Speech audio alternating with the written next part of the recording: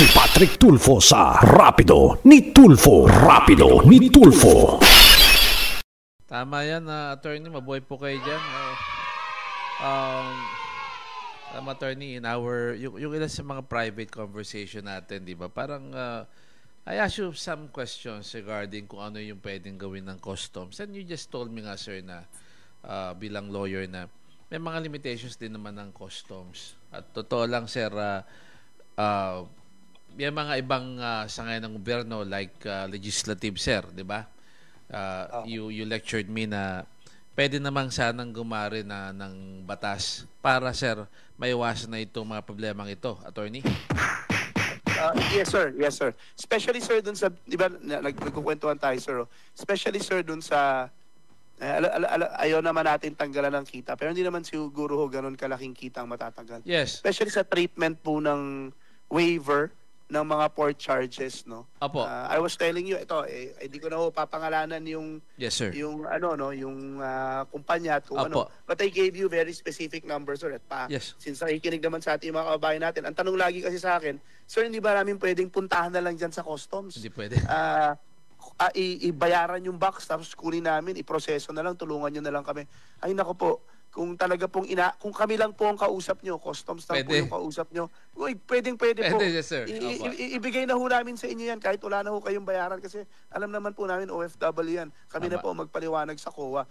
Pero yung port charges po na sinasabi ko, hindi po kasi sa customs yan eh. Private companies po. No? Yun po yung tinatawag nating yung storage, yes, demurrage, and detention charges. Totoo, sir. Bibigyan ko po kayo ng example, no? Ang pinakamaliit po niyan dito sa aming nahawakan ngayon. Pag naarating po sa amin ng problema, na abandon na tong mga to. Pinakamaliit po na port charges na combined, no? Na nakikita namin na may problema na is about 900,000 pesos. Hindi po natin maisagot 'yun. Pag divide ho natin sa 420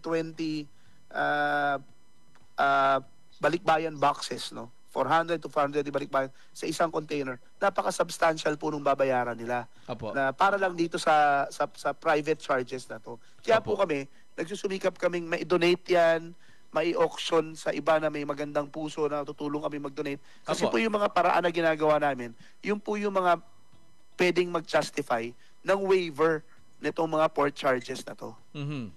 Apo. Di ba nga kasi, attorney, napaliwanag ko rin po sa mga taga-subaybay natin na kaya po, eto sir, naguguluhan sila rito yung salitang auction. Akala nila, sir, pag in-auction, sir, alam mo naman, sir, auction eh. Akala, sir, binibenta talaga yung but rather, it is just a process or means, legal means po, para po mailabas po yung mga account na ito, attorney, di po ba, para po hindi po na lumalabag sa patakaran po ng customs po. Either donation or auction, di po ba, attorney? Opo, sa totoo lang po, nangyayari po dyan, kami na po yung nakikipag-usap dun sa mananalo. Opo. At sabihin sa kanya na, pwede ba bilang pagmamahal na lang sa bayan at yes, kapwa mo Pilipino, pag nanalo ka, wala to sa'yo hindi magiging iyo to, ipamimigay yes, natin to yes, dun sa mga, ganun pong nangyayari. Yun lang po, sir. Madali po, pero dati po yun ang ginagawa namin, no? But we had to resort to donation to DMW kasi may mga ilang instances din po, no? And eto, napakalungkot din, no? Na nung ginawa namin yun, nung ginawa namin yung option na i-auction tapos pakiusapan yung nanalo, may usapan naman sa nanalo na i-distribute nila, yung iilan po na hindi na matagal makuha, na pwede naman nating hintayin na mag-claim yung OFW, pinag-iinterasan na po nung nanalo. So, kaya sabi namin, hanap tayo ng ibang paraan na gobyerno na yung may-ari at gobyerno yung mamimigay. Doon na po pumasok yung aming pakikipagtulungan sa Department of Migrant Workers. Opo. Attorney, I could help you with that. Pwede natin gamitin yun. Tapos, attorney, pag matigas yung ulo nung kausap natin, akong bala sa paking ko, bigyan mo ka abogado. Pwede lang, boss. Ayun na lang namin para maayos tayo pare-pareho. Pero yun lang po, no? hingi kami ng pasensya talaga sa mga kababayan natin. First time po talaga na-encounter natin itong napakaraming inaabandona na balikbayan boxes. So, pangako po namin, no, as we go through the process, bibilis at bibilis po itong proseso na to. Apo. At makakahanap tayo ng paraan. Sa tulong po nila Sir Pat, Thank you. ng Rapido at ng nila Joel Longares, DDCAP. ng DDCAP at yung iba pang papong nakakatuwa rin ho, no. Ay, hindi ko lang ma-mention yung mga pangalan nila pero napakalalaking logistics companies. Opo. Local logistics companies nung nalaman yung problema are willing to help libre para lang po ipamigay itong mga balikbayan boxes na to once po ready na silang ipamigay.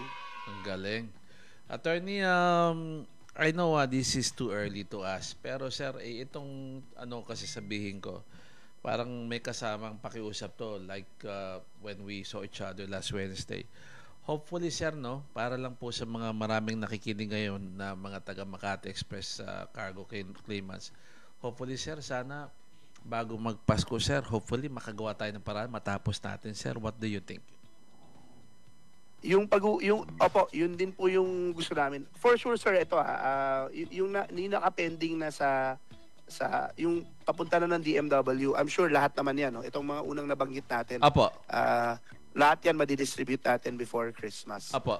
Even yung Cargo Plus sa Subic, talagang ako nakatutok diyan kasi karamihan ng mga kausap ko nandyan eh.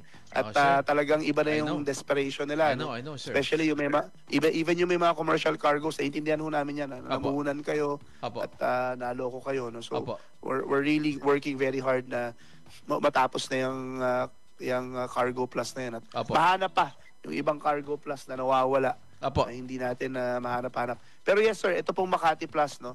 Ay Makati Express, no? Na nako, yung ang dami talaga na biktima nito at gagawa po tayo ng paraan, no, sa pag-uusap natin at with the guidance ni Commissioner, no. It's very extraordinary and we thank DDCAP, we thank you, we thank some of the private company partners, no, that are willing magpalugi at willing na gumastos ng sarili nilang pera para lang tumulong, no, sa ating mga kababayan. At hopefully po, yung mapulido natin yung plano natin at maipamigay ito before Christmas. Nako, attorney, let's make it a Merry Christmas for them, sir. Anyway, attorney, sir, it's always an honor having you, boss. At ako nagpapasalamat, sir, in behalf of my staff, yung programa namin, pati DCME, sir. Kasi sir, kapag kailangan namin kayo, sir, available kayo para sa amin. Mabuhay ka, Attorney Maronilla, at kayo po dyan sa Bureau of Customs. Boss, kami po magpapasalamat sa inyo, no. Napakalaking tulong ng programang to. Every time na nagsasalita ako dito, ang dami ko nakukuha messages, at least na-appease po. At yung damdamin ng ating mga kababayan, na-update sila, no. Yun lang naman po minsan yun lang naman ang simpleng pakiusap ng ating mga kababayan, no. Malaman lang nila kung anong nangyayari. Kung may aasahan sila at anong nangyayari. Napakaliit na bagay na bilang mga kawani ng pamahalaan at nagsisilbi sa ating bayan, dapat hindi natin ipagkait yan. Alright. Attorney, mabuhay po kayo at have a nice weekend po, boss. God bless po. Thank you, boss. Salamat po at mabuhay po kayo. You have it. My good friend, Attorney